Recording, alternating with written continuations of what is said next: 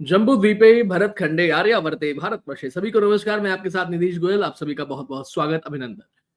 दुष्यंत की एक कविता थी कि हो गई है पीर पर्वत सी अब तो पिघलनी चाहिए, इस हिमालय से कोई गंगा निकलनी चाहिए। हो गई है पीर पर्वत सी अब तो पिघलनी चाहिए, इस हिमालय से कोई गंगा निकलनी चाहिए। अरे मेरे सीने में ना सही तो तेरे सीने में सही, हो कहीं भी आग लेकिन आग जलनी चाहिए। सिर्फ हंगामा खड़ा करना मेरा मकसद नहीं, सिर्फ हंगामा खड़ा करना मेरा मकसद नहीं, मेरी कोशिश है कि ये सूरत बदलनी चाहिए। लेकिन इस देश में बहुत सारे ऐसे लोग हैं जो इस सूरत को बदलना नहीं चाहते, केवल हंगामा खड़ा करना चाहते हैं, क्योंकि राजनीतिक रूप से बौराए हुए हैं, राजनीतिक बौनापन को लेकर के बैठे हैं और सोच रहे थे ये कि हम तो राजनेता ऐसे हैं जिनको राज करने के लिए ही जिस देश में जन्म मिला है। लेकिन राजनेता को राज करने के लिए जब जन्म नहीं मिला होता, या फिर 3 लोकसभा चुनाव से लगातार हार रहे होते हैं, 100 से ज्यादा सीट अपने को दिला नहीं पाते, राजनीतिक बौनेपन से ग्रसित हो जाते हैं, तो गाली देने लगते हैं। गाली देने से मन नहीं भरता तो किसी का अपमान करने लगते हैं। ये वो लोग होते हैं। फिर कैसा कैसा हंगामा खड़ा करते हैं, एक एक करके बताता हूं। हंगामा नंबर 1, ये कहते हैं कि चुनाव आयोग और केंद्र सरकार ने मिलकर के महाराष्ट्र में मैच फिक्स किया और हमें हरवा दिया।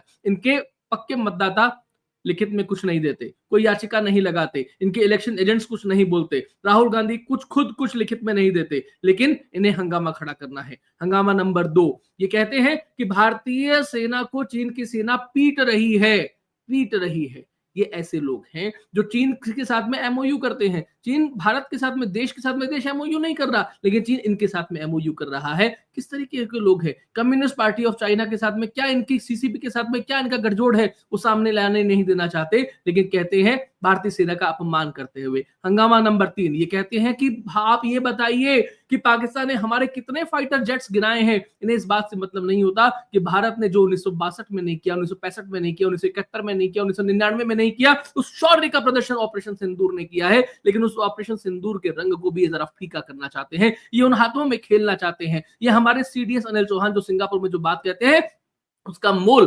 पाकिस्तान के पक्ष में जाकर के कुछ कहते हैं। अब उसके बाद में ये सुप्रीम कोर्ट इनके विरुद्ध कहती है कि भारत के अभिव्यक्ति की स्वतंत्रता का मतलब, वैसे इसके बारे में इतिहास में मैं आपको कुछ बताऊंगा, लेकिन पहले हंगामा सुन लीजिए। हंगामा नंबर 4, सुप्रीम कोर्ट इनके विरुद्ध कहती है कि भारत के स्वतंत्रता सेनानियों के विरुद्ध आप कुछ नहीं कह सकते। और कैसे कह सकते हैं आप? जिनके बारे में आप बात कर रहे हैं, जिन्हें आप माफी वीर कह रहे हैं, ये वो हैं जिनकी पुस्तक का प्रकाशन नहीं होता उससे पहले उसे बैन कर दिया जाता है, क्योंकि अंग्रेजों को लगता है कि अगर वीर विनायक दामोदर सावरकर की वो पुस्तक 1857 का स्वतंत्र समर प्रकाशित हो गई, तो जो 1857 में नहीं हुआ था उससे कहीं बड़ा कुछ अब हो जाएगा। ऐसे में उनकी पतलून गीली हो जाती है, उन्हें कोल्हू के बैल की तरह जुताया जाता है।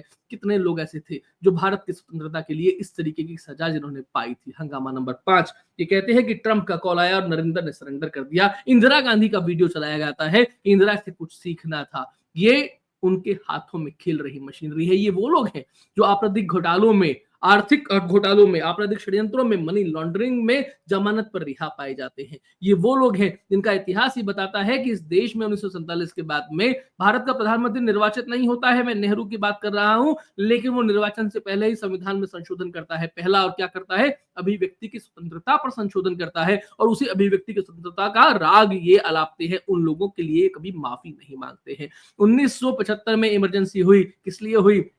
तब का इलाहाबाद, आज का प्रयागराज। तब क्या कहा जाता है सुबह वहां हाई कोर्ट के द्वारा कि कुछ कारण रहा होगा कि इंदिरा गांधी की सदस्यता रद्द की जाती है लोकसभा की।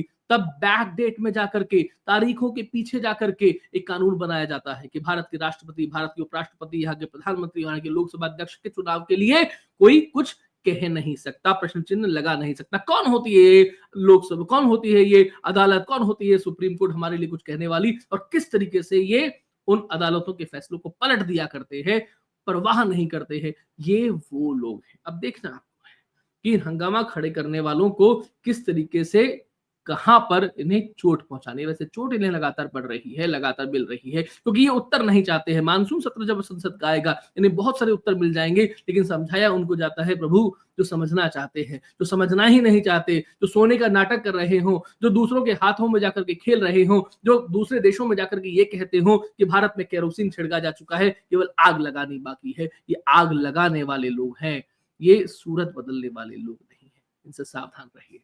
कमेंट्स में करके, कमेंट्स करके जरूर बताइएगा वीडियो कैसा लगा।